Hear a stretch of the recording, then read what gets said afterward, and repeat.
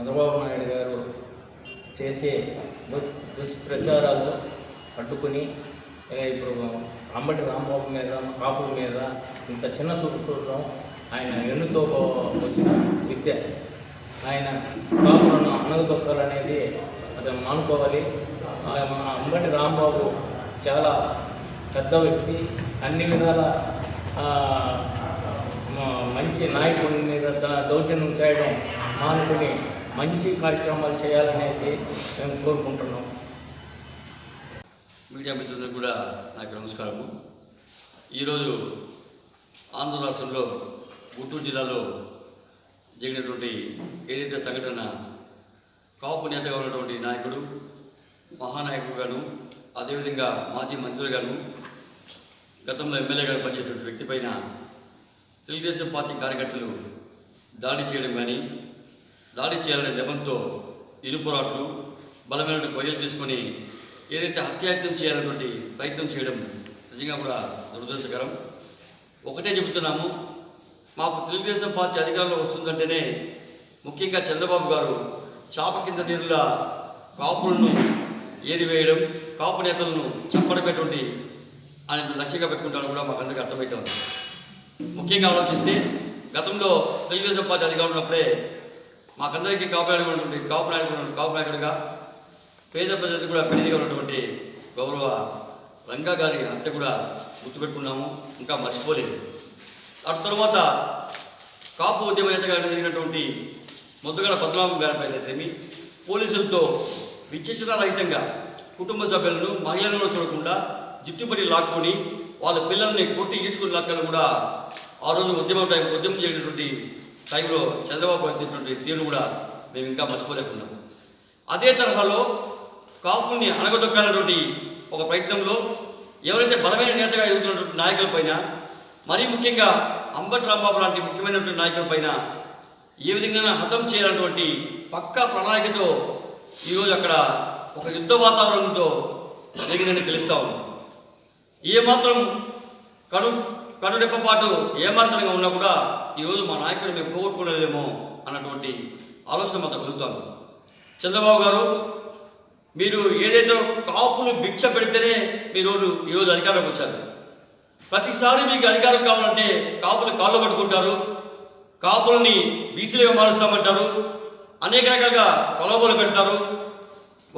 ఒక్క వ్యక్తికి పవన్ కళ్యాణ్కి ఒక సీటు కేటాయించి డిప్యూటీ సీఎంగా చేసి ఆయన ఫోటోలు ప్రతి ఆఫీసులో పెట్టేసినంత మాత్రాన కాపులకు న్యాయం జరగలేదు. ఒక పద్ధతి ప్రకారము కాపుకు సంబంధించినటువంటి పార్టీగా మొదలైనటువంటి ఏదైతే పవన్ కళ్యాణ్ పార్టీ ఉందో ఆ పార్టీలో ఉన్నటువంటి వ్యక్తులు కూడా మీరు ఏ రకంగా మీ పార్టీ వ్యక్తుల ద్వారా రాజకీయంగా దిగజారుస్తున్నారో అందరూ గమనిస్తున్నారు. అది అర్థమైనట్టు వ్యవహరిస్తున్నటువంటి పవన్ కళ్యాణ్ అయితే అర్థమవుతుంది, అర్థం కానట్టు వ్యవహరిస్తున్నారు కూడా కాపులందరూ కూడా తెలుసు. కానీ ఇవన్నీ కూడా కింది స్థాయిలో ఉన్నటువంటి ప్రతి ఒక్క కాపులు కూడా గమనిస్తూనే ఉన్నారు. ధైర్యంగా వ్యవహరిస్తున్నటువంటి లోకేష్ గారు అతి చిన్న వయసులో, మాకంతా చిన్న వయసులో కూడా నువ్వు మంత్రిగా ఉన్నావు. చంద్రబాబు గారు రాబోయే రోజుల్లో పవన్ కళ్యాణ్ పెట్టుకొని నీకు సింహాసనాన్ని ఇవ్వాలన్నట్టు కోరికతో ఉన్నారు. మీ డైరెక్షన్లో కూడా ఈ హత్యా ప్రణాళిక జరిగిందేమో అన్న అనుమానం మాలో రేకెత్తిస్తా ఉన్నాం. చిత్తూరు నుంచి శ్రీకాకుళం వరకు, శ్రీకాళహస్తి మొదలుకొని ప్రతి చోట రాజకీయంగా కావచ్చు, ఆర్థికంగా కావచ్చు, సామాజికంగా కావచ్చు అనగదొక్కబడిన వ్యక్తులు ఉన్నారంటే అది కాపు సామాజిక వర్గం వ్యక్తులు మాత్రమే.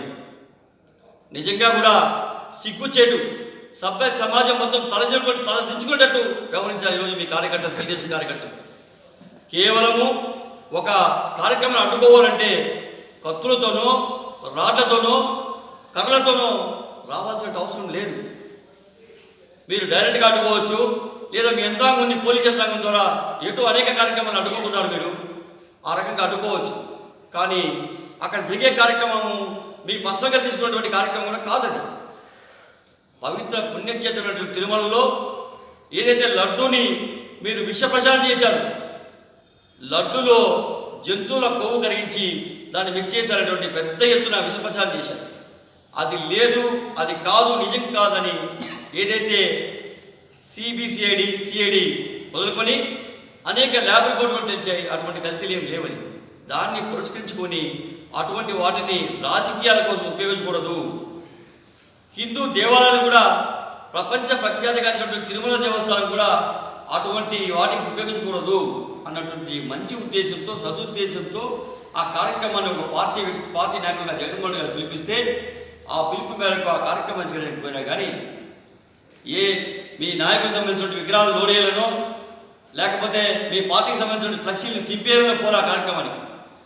అటువంటి కార్యక్రమాన్ని మీరు అడ్డుకోవాలంటే మీ వ్యక్తులు ఎవరైతే పక్కా ప్రణాళికగా చంపాలన్నటువంటి ప్రణాళికబద్ధంగా వచ్చారో కానీ ఖచ్చితంగా ఒక ప్రణాళికాబద్ధంగా కింది స్థాయి నుంచి పై స్థాయి వరకు కాపులను ఏరివేసే కార్యక్రమం ఏదైతే మీరు చేస్తున్నారో దయచేసి మీకు పుట్టుకతో వచ్చినటువంటి ఆ బుద్ధి మానుకోకపోతే కాపుల్ని ఏ విధంగా అయితే కరేపాకులాగా నువ్వు వాడుకోవాలనుకుంటున్నావో అదేవిధంగా రేపు కాపులు కూడా మిమ్మల్ని కరేవేపాకులాగా వాడుకోవడం ఖాయం. పవన్ కళ్యాణ్ కాదు కదా, ఇంకెవరు మీ పక్క చేరినా కూడా రేపు రాబోయే రోజుల్లో మీ అధికారం పూర్తిగా తుడిచిపెట్టుకోవడం మాత్రం ఖచ్చితంగా 100% ఖాయం కూడా ఈ సందర్భంగా మేము తెలియజేస్తున్నాం.